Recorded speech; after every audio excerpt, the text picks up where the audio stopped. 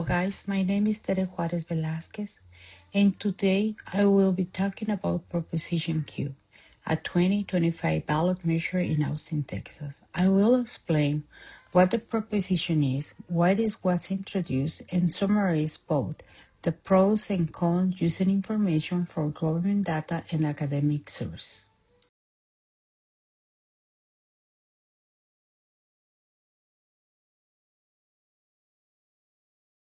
Proposition Q is a property tax increase proposed by the City of Austin for the 2025 ballot. Texas City rely heavily on property taxes because Texas does not have a state income tax.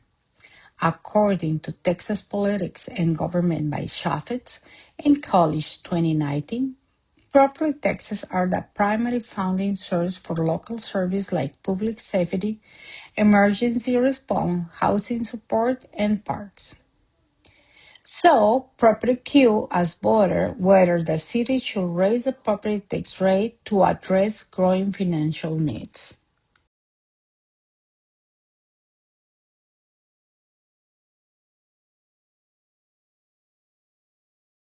According to the City of Austin 2025 proposed budget, property Q will set the tax rate of 57 cents per every $100 of property value, City of Austin 2024.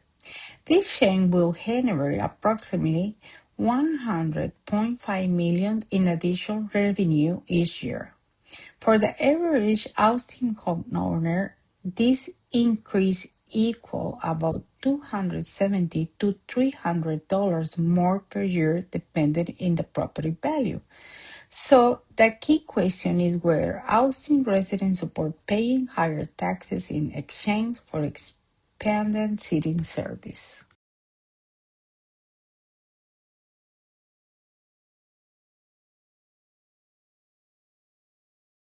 Now, the question is, why did the city propose it? Well, the city explained that Austin is experiencing rapid population growth, inflation, and rising service costs. Texas law limits how much property tax revenue cities can increase without voter approval. Because of this limit, Austin must ask the voter for permission to raise additional revenue. The city argued that without ProQ, import program could face cuts, including homeless and housing support, AMS and emergency medical response, public health service, park recreation and community maintenance, and basic infrastructure needs. City leaders say that ProQ will stabilize funding for program under financial pressure.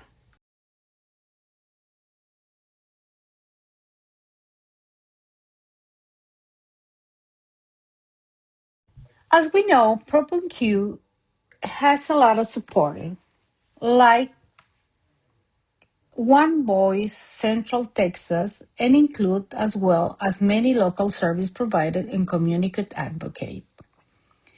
Their main argument in pro, they say, is one, increased funding for homeless and housing.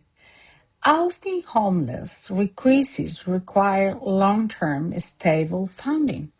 Supporters believe that ProQ will allow nonprofits and city programs to expand shelters beds, case management, and housing service.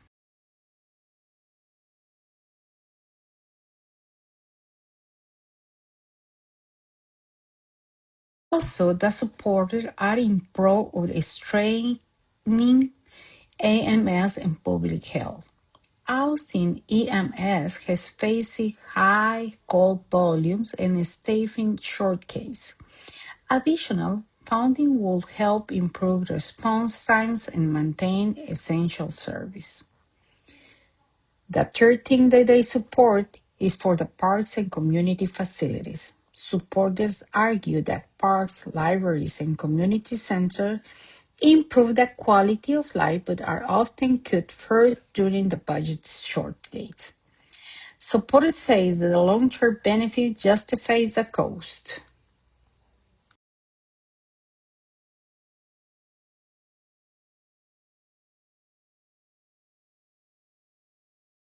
In the other hand, what we find is the cons of the procure. So the opponents focus on affordability and govern it efficiently. They say the higher taxes might worsen affordability. Austin already has one of the highest costs of living in Texas. Critics argue that raising taxes by several $100s per year could burden homeowners and increase rent and tenants. This aligns with broader concerns discussed by Sheffield 2019 about how tax burden affect local residents. The second thing that they approach is the question about city spending. Some residents say that before raising taxes, the city should demonstrate better budgeting and ensure current funds and begin use it efficiently. And the third concerns about transparency and trust. Opponents question whether the new revenue will be spent effectively and whether the city has clean accountability measure in place. For this reason, critics prefer improved budget practicing before increasing taxes.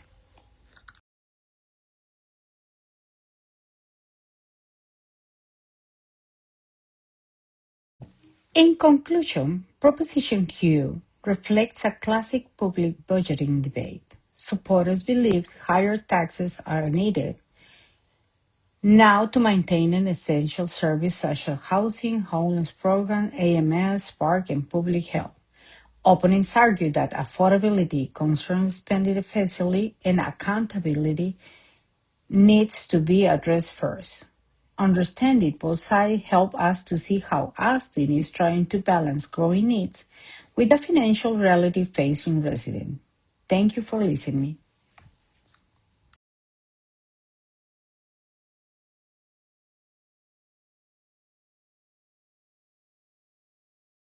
Thank you for everything. I hope that you like my presentation.